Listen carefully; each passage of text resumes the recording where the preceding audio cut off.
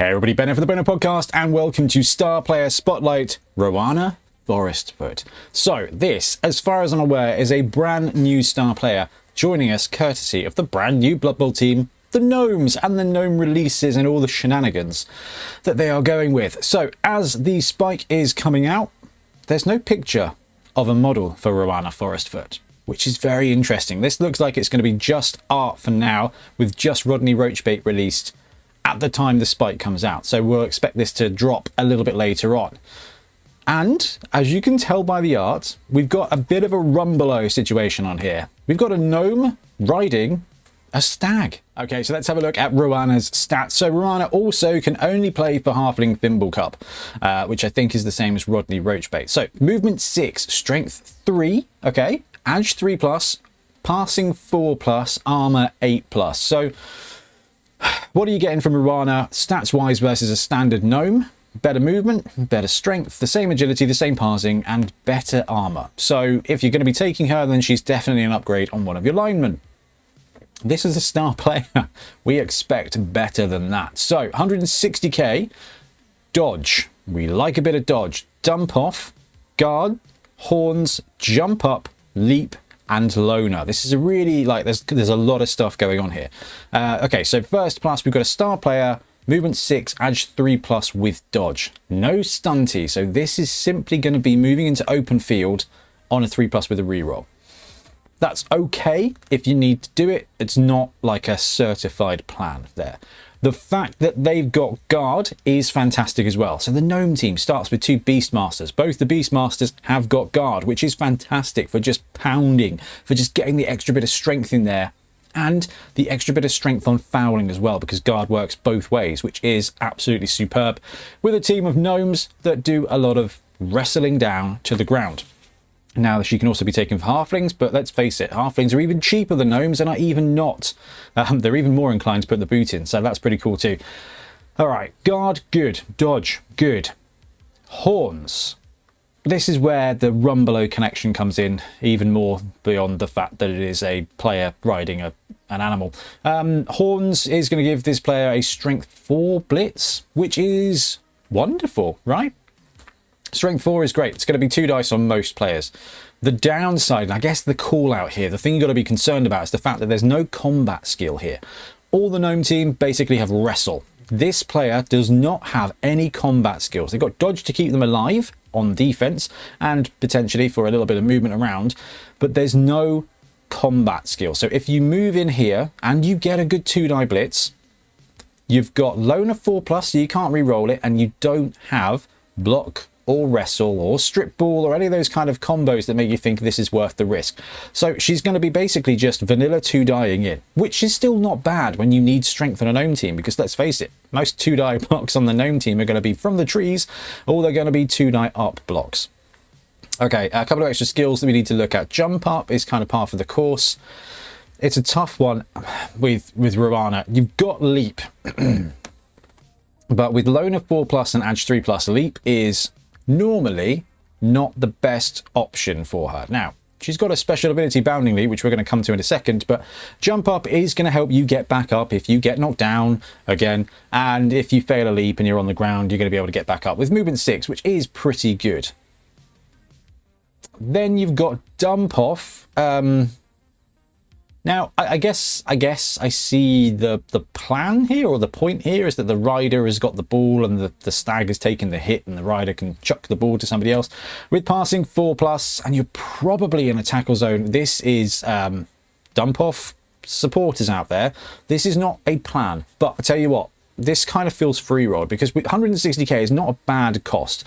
And with a movement 6, strength 3 horns piece, with dodge as well, and guard, it's not a bad body. It's not a bad baseline. 160k, you've got a bit of a toolkit star player here. It's worth it, probably, just to have a stronger piece with guard on your team. Like 160k for a gnome with guard, probably take that anyway, especially as a star player, because if she dies, it doesn't really matter.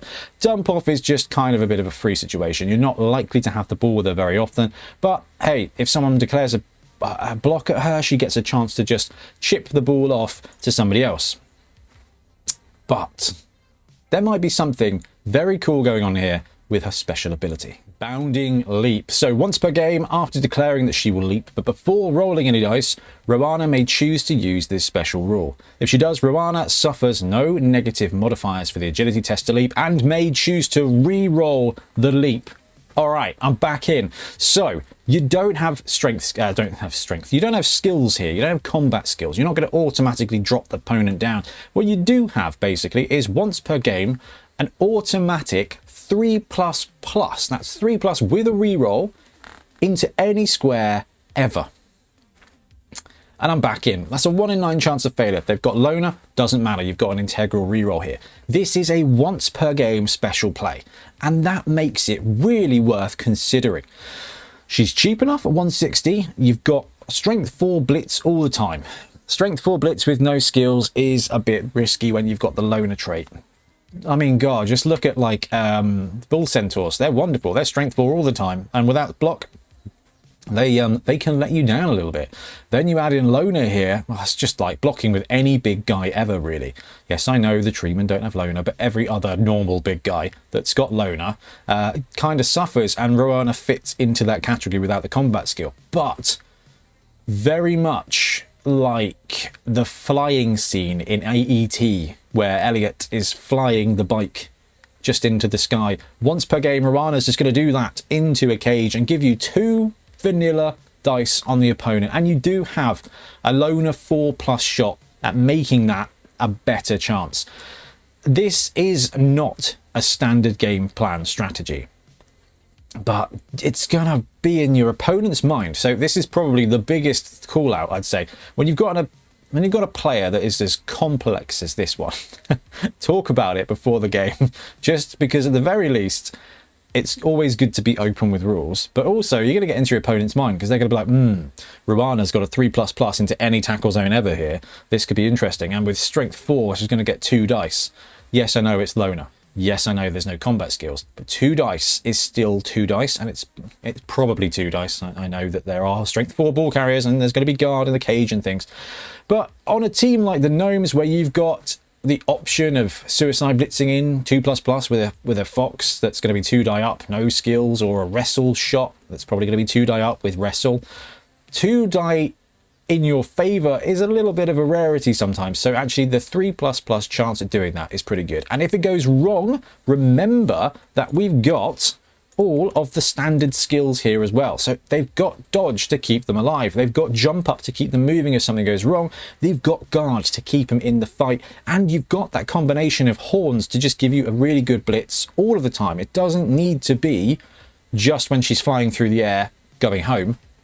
This is interesting. Now, this player is going to get absolutely compared, and rightly so, to old Tackle Sheepskin, because that player has block and horns and tackle, and is just a really down to the ground combat piece that's fantastic.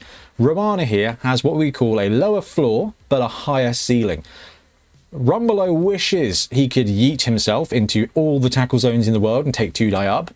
And you know what? Rowana probably wishes that she's got block a lot of the time, and you are going to wish that you've got one of the other player, which I actually think is a really cool thing.